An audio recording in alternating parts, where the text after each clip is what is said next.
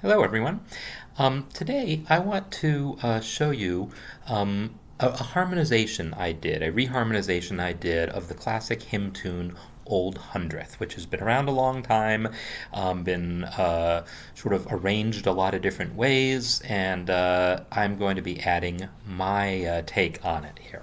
So first, I want to play the original melody, and you might not know it by that name. You might know it as I did, as Praise God from whom all blessings flow. There's a number of other lyrics that it's been set to, different psalms and so forth. So anyhow, here is the original classic hymn arrangement.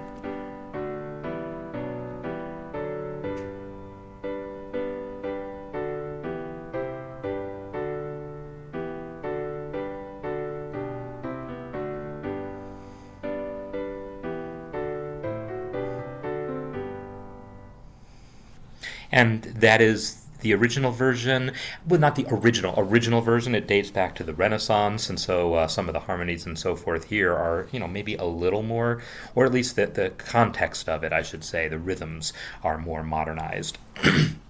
But the basic harmony, it's all completely diatonic. Notice there's not a single accidental anywhere to be seen here, and yeah, that's not atypical. It's also almost completely homophonic, meaning all the rhythms are the same. The melody moves in quarter notes, and so does the accompaniment. When the melody stops on, it's notated as a quarter note with a fermata here. Originally, that might have actually been a whole note because this whole thing was whole notes and half notes. It was longer rhythm specified. But in any case, all the notes are moving together with just a couple of places where there's one voice that does a little moving thing. He doesn't even introduce that until towards the end, and then in the last couple measures gives you several of them in a row. And so this is it. It's all diatonic chords, mostly 1 4 5, a little bit of 6 here and there, and it's all, it works very nicely. I don't want to take anything away from it. I just want to bring it into kind of my world. And when I talk about my world, many of you know I identify as a jazz musician, but that's not the only thing I do. But it does mean that I have a certain affinity for certain harmonic sounds that are used a lot in jazz. And most of them aren't unique to jazz. Like everything I'm about to show you, you can find references to this in Bach. You can find it in Mozart. You can find it in, Schubert or whatever. So anyhow, I'm going to show you my harmonization here. So the first thing you'll see is, well, gee, it's much more chromatic, right? There are accidentals in every single measure. So I'm introducing a lot of non-diatonic chords here. And you might be thinking, oh, he's a jazz guy. There's probably going to be lots of ninths and thirteenths and flat nines and sharp 11s. And yeah, there's a little bit of that, but not a lot. And really, when I'm using these tones, I'm going to be resolving them in all the traditional ways, treating them as passing tones, treating them as neighbor tones, as suspensions, and so forth. So really, virtually everything I do here, anyone 400 years ago would have been totally on board with. It's more the density of which I'm putting so much of this, packing so much of this into 8 bars, that's maybe a more modern sensibility. But even then, it's not just a modern sensibility. It's me being not not being as careful as I should be to make this singable. The melody is still completely diatonic, but a lot of these inner parts are actually going to be fairly hard to sing because of the intervals that I'm using. They're not big intervals, but they're chromatic intervals and changing in odd ways, and so I'm not going to claim it's easy to sing. In any case, without further ado, let me play it, and yeah, I'll have an organ sound on it. So here we go.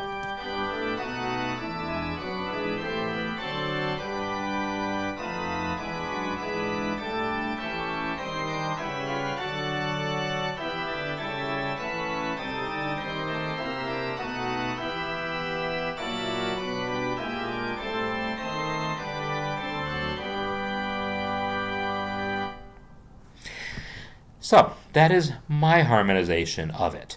And not only is it very much more chromatic, but it's also makes much more use of these passing tones, these moving lines, right? Almost every single measure has at least some eighth notes. In fact, every measure has some eighth notes. Yeah, I think I would have noticed if they didn't, other than the pickup.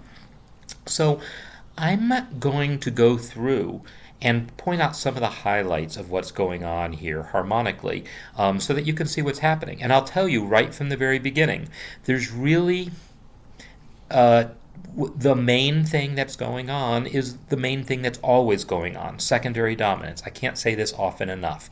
Secondary dominance. And when I say I can't say it often enough, I do say it often in the courses I teach. And so now is where I get to plug the fact that I do have an online course, and I'll have that in the comments. But I've got a couple different online courses, the basic music theory, where I really just give you the terminology. But the one I'm developing now is called Harmony and Chord Progressions. At least that is the working title for the course, and so I'll put that in the comment. You can click it and check it out, and it will really go into detail on these concepts. So, secondary dominance, by far the most important. Then you'll see I'm using borrowed chords, is what they're called. So borrowed chords basically means you're in a major key, you expect the 4 chord to be major. We're in G major, I expect the 4 chord to be C major. Well, I'm going to use a lot of C minor chords here. C minor isn't diatonic in the key of G major, but it is diatonic in the key of G minor. So we are borrowing it from G minor. And when I say I use it a lot, here's an example. Right there. C minor chord happens to have E flat in the bass. I get it again here. Although this version is a little different, it's somewhat different of a chord because it's got the A natural here. I'll talk about that in a bit, but it's the same idea. I'm borrowing this note. So really, it's a diminished chord. It's an A diminished chord I'm borrowing. Either way, it's coming from the minor key. So secondary dominants are huge. And so as an example, here is a B7 chord. And it's resolving down a fifth, the way dominants do, to an E7 chord. And then the E7 chord resolves to an A minor 7 chord. So A minor 7 is our actual 2 chord. This E7 is the 5 chord in the key of A minor. It's the 5 of 2. The B7 chord we have here is the 5 chord of the E chord. So it's the secondary dominant of a secondary dominant. I don't do that often, but I did it right off the bat here. It actually, I did it here because I liked it. And I just like chromaticism. So sue me. So I have this B7 is acting like a dominant chord. It's acting like the 5 chord in the key of E. This E chord itself is acting as the 5 chord in the key of A minor. And then the A minor is just an A minor chord. It's just a 2 chord. So secondary dominance, by far the most important. And then you'll see I use this idea of this borrowed chord. Well, you can just look. Every time you see an E flat, I got one here, I got one here, and I got one here. Every time I'm using an E flat, and I got one right here. These are all borrowed chords. Actually, this one's got something else going on too. So borrowing chords is the second most common thing. And then the third most common thing that really explains virtually everything else in here is this idea that in classical harmony we call an augmented 6th chord. Jazz musicians know the sound as what we call a tritone substitution, and so I'll show you examples of that. But this is one right here, right there. But it's totally. I can call it a tritone substitution, or I can call it an augmented 6th chord. As you'll see in a minute, it's the same thing. All right, so. Let me just go through things, and I'm just going to quickly go over everything, because really that's all there is. Once I tell you what those things are, all I got is say, hey, this is one of those, and you can go, oh, yeah, that's that thing. So I have, in fact, let me slow down the tempo. I'm going to do it the way where I use the play panel here. So, look at that. I'm going to just change the tempo. I forget which one of these sliders is the tempo. Move me. Tempo slider right here. Move them down. Okay.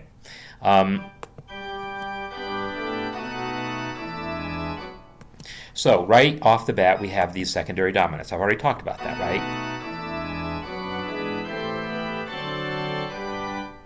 So the whole first phrase, all I've got going on as far as chromaticism are those two secondary dominants. But there's a little more to it than just the chromaticism. We also have this here chord that I identify as B7. This A is the seventh of the chord, right? B, D sharp, F sharp, and A. A is the seventh. Well, I hold on to the A when the chord changes to E. This A does not belong in an E chord. Not normally. This is called a suspension. You have a note that's left over from the previous chord, and then I resolve it. Suspensions are really common in jazz, rock, and popular music, and not just the whole classical suspension where you have it prepared in the previous chord and then you resolve it. That's all well and good. I do it here for sure. But in the jazz, pop, rock world, it's actually quite common to just use this sound. Just the sound of this E7 chord in which the third has been replaced by a fourth. That's a common thing too. So anyhow, I have that suspension. And then I'm using these descending lines. This guy's going down, and I let him keep going down. The bass line is going up. So my tenor line, and my bass line, right? So that's all perfectly singable. And I use a little neighbor tone here. I didn't need this B natural, but I like that moving lines. I wanted to keep things moving. I wanted to introduce as many of those as possible. You'll notice I don't use a lot of this. This is called a neighbor tone, by the way. I have a C. I go down to B, come back to C. The B isn't in the chord, but it just kills time, creates a little motion. Neighbor tones to me they're nice things to throw in. They don't really buy you very much, except just a little sense of motion. I wouldn't go too crazy with them. I did it here, so I didn't have any measures that were just plain. But really, these guys, the passing tones, the moving lines that move in one direction, either up or down, like this line is moving down and this line moving up by step. So you'll notice most of the places, like going into this part, you'll see I have an E7 chord and then an E7 chord still on the second beat, but I put it in first inversion and I let the bass kind of walk up there with a passing tone. So anyhow, I'm using a lot of passing tones like that. So most of the eighth notes you see are like that. Chord tone, non-chord tone, chord tone. And then chord tone, non-chord tone, chord tone. Chord tone, non-chord tone, chord tone. So most of the eighth notes that I'm adding are of that type, passing tones. All right, so this chord right here is where I get to introduce this idea of either the tritone substitution or the augmented sixth chord. So what's happening here is, let's pretend we're in the key of A minor or A in general. This is the A chord here. And again, you'll see it's got a fourth in it. And it resolves down to the third. It's a totally legitimate suspension. It's got the D left over from the previous chord. It's held over. This was an E7 chord, so that was the seventh left over from that chord. Becomes the fourth in this chord, and then resolves down to the third of the chord. Totally legitimate suspension. But in any case, we have basically an A chord happening here. So E, if we temporarily think of ourselves as in the key of A, this is the 5 chord. So we have a 5 chord. Now we have this curious thing right before that 5 chord. This sound here, F, E, where is this F coming from? I originally identified it as a borrowed chord, and I could use that terminology, but there's much more going on than just borrowing it. I'm borrowing it for a reason here, not just because it sounds cool, but it's doing something very specific. So really, what is happening here, in order to explain where augmented sixth chords come from, it requires a little bit of finagling, but let me just change a couple things here. I'm going to take that down to this. I'm going to take this down to that. If you look at this now, This is a D minor chord.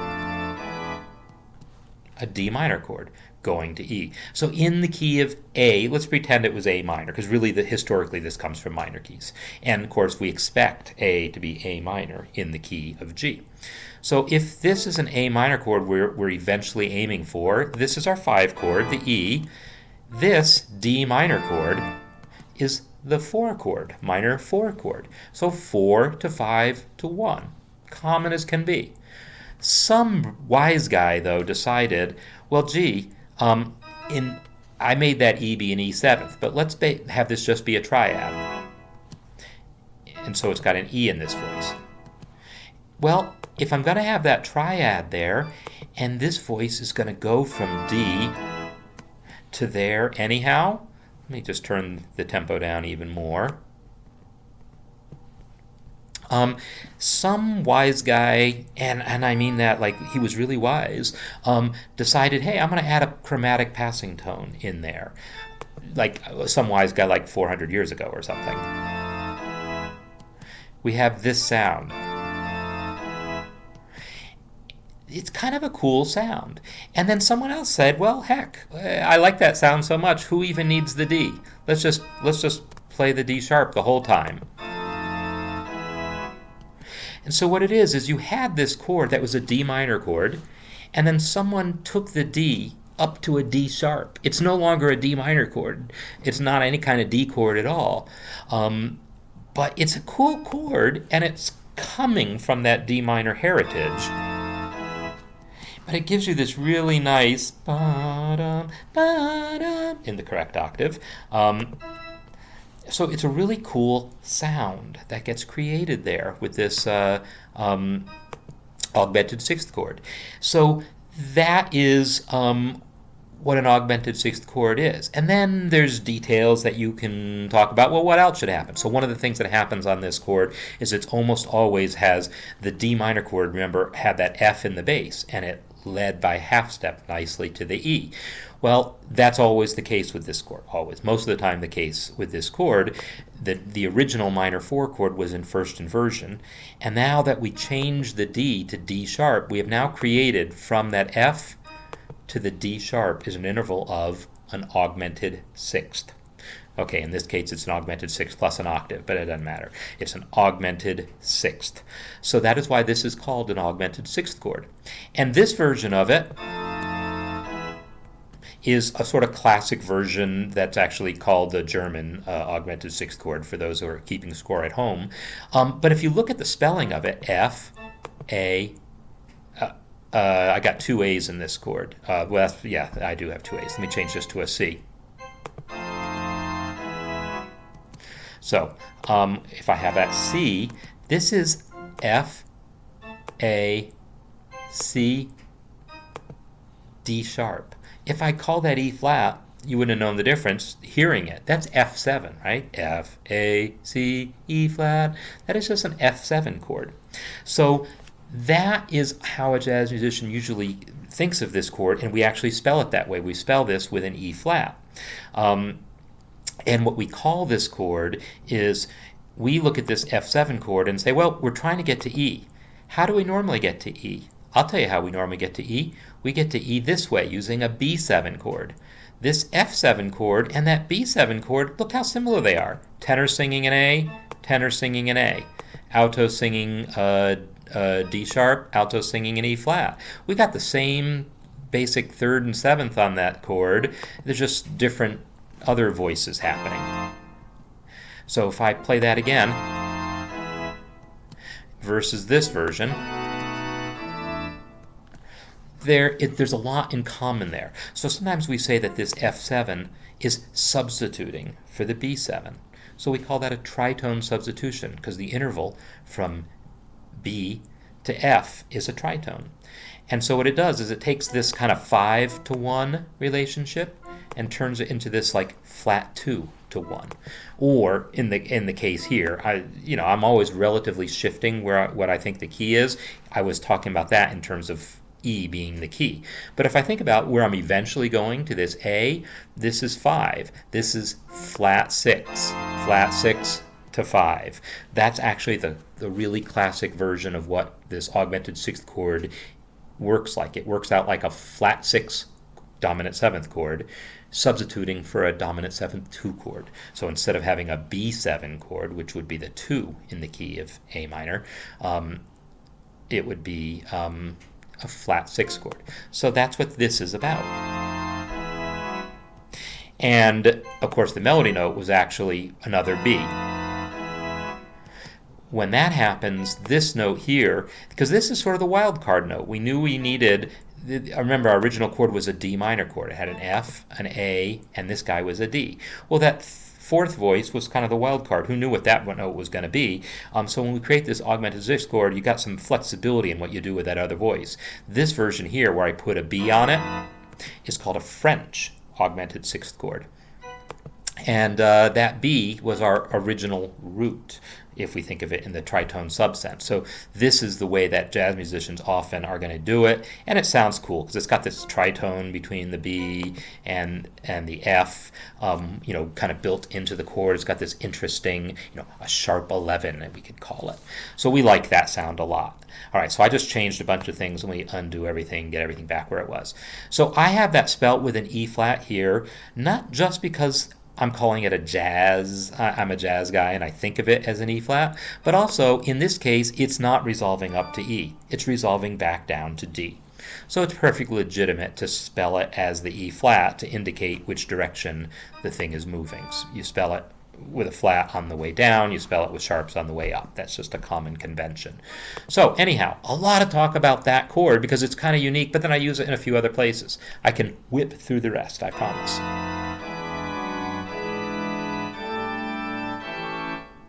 So, as I said, I had that augmented 6th chord, and then I have my 5 of 2,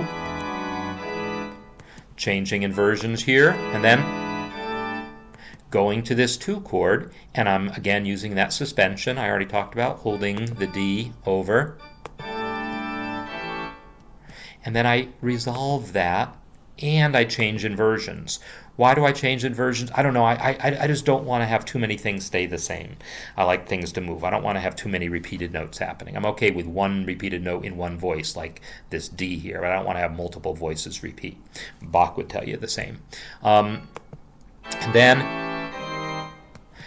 my minor 4 chord. Already told you about that, right? Minor 4. This chord here is C sharp, E, G, and B. Well, that's a C sharp half diminished chord. Notice I'm going to this D chord. So this D chord is my 5 chord, but in the key of D, this would be the 7 chord. So this is 7 of 5. So it's the 7 chord in the key of D, and that's a common thing too. Often it's done as a fully diminished chord instead of a half diminished chord, but whatever, that's my melody, so I'm sticking with it. Actually, here's what it sounds like if I don't. It's something, but it's not the melody we know, right? So undo. So that's what this is, and I could have left it at that.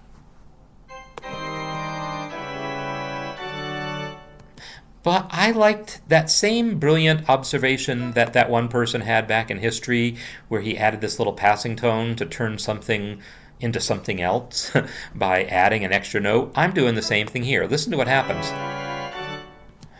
At that moment, I have C sharp, E sharp, and then G, and a B. Well, this is like its own kind of chord.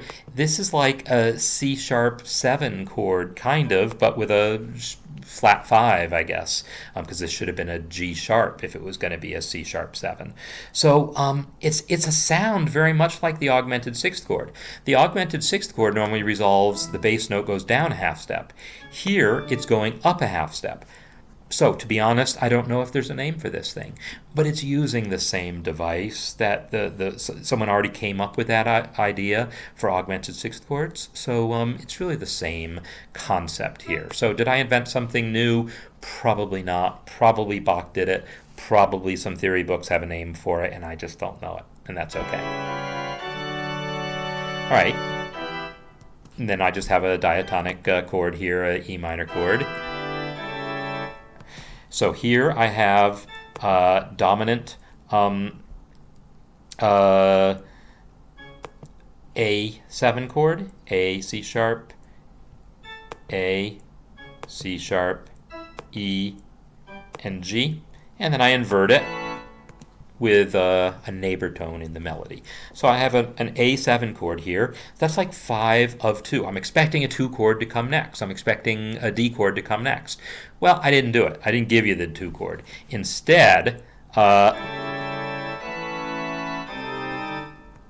come back to that minor 4 chord that I love so much. Well, I could have put a 5 chord in here, totally. I could have put a D chord here, but I didn't want it. All right, let's hear it. Let's hear it.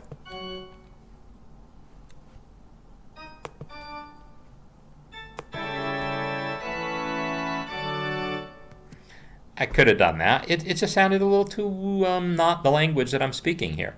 So I'm, trying to speak a certain language, and so I let this dominant 7-2 chord not go to 5. So it is a secondary dominant, but it has a deceptive resolution, if you want to look at it that way. So it's going to a minor 4 chord. And yes, it has this 6th in it, but that's okay. It's a passing tone coming down from here to there, so it is okay. And so here I just have an inversion. This sequence here, do you recognize what's happening there? It's the exact same thing that happens here. It's flat 6, 5 to 1 in the key of A. Well, this is in the key of E. Flat 6, 5, 1. So I have flat 6. This is basically an E7 chord. I mean a C7 chord. C, E, and then another C, and then C, B flat. Right. So this is basically a version of that. This version here, in which, remember I said that 4th note is kind of a wild card. Well, here I just gave you another one of the same notes. This is called the Italian augmented 6th chord, if you're keeping score. And yes, this is my note that should have been spelt as B sharp, as A sharp, if it was going to resolve up to B. So that's that resolution where this is going up. But, triads, this is one of the things where me coming to you as a jazz musician, I'm not going to use triads a whole lot when I don't want to, and I don't want to often. I'm letting there be triads on each of these fermata chords. Each of these fermata chords, I think, is a triad, yeah, because I wanted them to feel resolved in that way. But pretty much everywhere else, I'm giving you some kind of 7th or other chord. So what I ended up doing is, instead of having a B here, I changed that note down to an A, and which meant that this note got to be spelt B flat, which is kind of the jazz spelling anyhow. So there's that sound. Flat 6, 5, 1 in the key of E minor. So augmented 6th chord, and then secondary dominant. So this is the 5 of E minor. E minor is our 6th chord. All right, home stretch.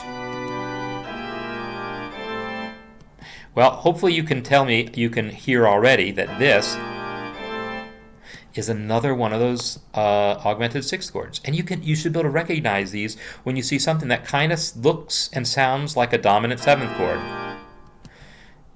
B flat, D, there's no F. B flat, D, there's no F, and then A flat. There is a G, and that's a non-chord tone. That's fine. It's an appoggiatura, if you want to look at it that way. This E, well, that's that sharp 11. This is what makes it the French augmented 6th chord. But I actually resolve it down to the D. It actually, this could have been substituting for the F. I should have had the D and the E in it together to make it a true French augmented 6th chord, but that's okay. It doesn't have to be a true French augmented 6th chord. It's just the basic idea of one. So, and then I come to my A minor chord. So this is that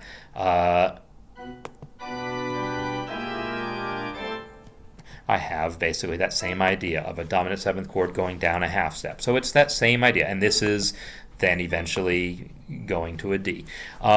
So it's the same kind of idea, but spelled in a way that's more related to the idea of a jazz tritone substitution. I skipped over this chord. This is the weirdest chord I could give you. Well, this is a diminished chord. I have, what do I have in it? I have the F sharp. Well, what I would actually want to say here is that I have an F sharp, I have a sharp, I don't have a C sharp, and then I have an E. This is basically an F sharp 7 chord, which is the 5 chord in the key of B minor. That's B minor, my original 3 chord. So I have the 5 in the key of 3.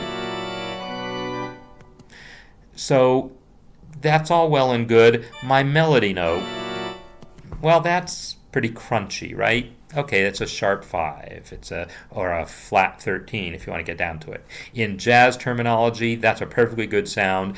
You might not find Bach using that sound and then not resolving it by step, certainly. I mean, he might have used it and resolved it by step. It is less likely he used it and didn't resolve it by step. But yeah, I was just totally fine with the sound. I like the sound. I'm not going to apologize for it. It's perfectly cool.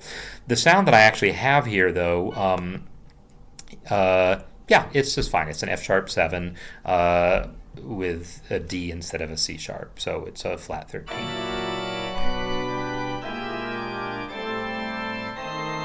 And there's my borrowed chord again. In this case, it's not really C minor because there's no G. It's really an A diminished chord. Either way, it's not A diminished, doesn't belong in G major, does belong in G minor. Then 1, 5, 1, and 1 in second inversion, right? 1, 6, 4, 5, 1, with suspension, because why not? So that there, and we undo all my changes, that's everything there. Let me just play through one more time so you can just hear everything I've just described in context and see everything I described. I can explain where it came from. Oh, and I checked. There's no parallel fifths in here. Okay, I ran the plugin in MuseScore and it found a couple for me and I fixed them. But I was pretty careful not to have any, but the plugin did find 2 for me. So it's a cool plugin. Oh, let me change the tempo back where it is supposed to be. It's 100%. 100%. Okay.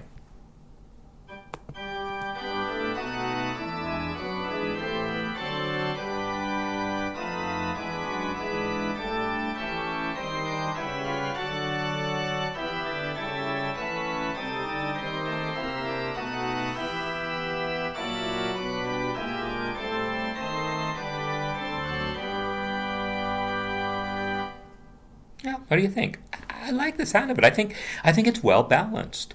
You know, it's very different than the original. The original was completely diatonic and almost all quarter notes, and I've used all those passing tones and all that chromaticism, but I use it in a consistent enough way that, to me, it holds together. What you don't want to do is throw a bunch of fancy stuff in one measure and have it stick out like a sore thumb.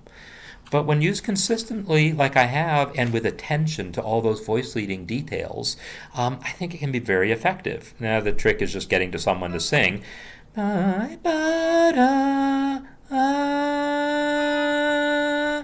cannot sing that. That's just too hard for me to sing. It's just too weird. I would eventually figure it out, for sure, but I'm trying to sight sing it, and yeah, there's just stuff in here that's hard to sight sing. But in any case, I hope you enjoyed this, and I just look down in the comment. You'll see a link to where this online course that I'm developing on harmony and chord progressions is, and you can click it and check out what I have there so far. Sign up if you want.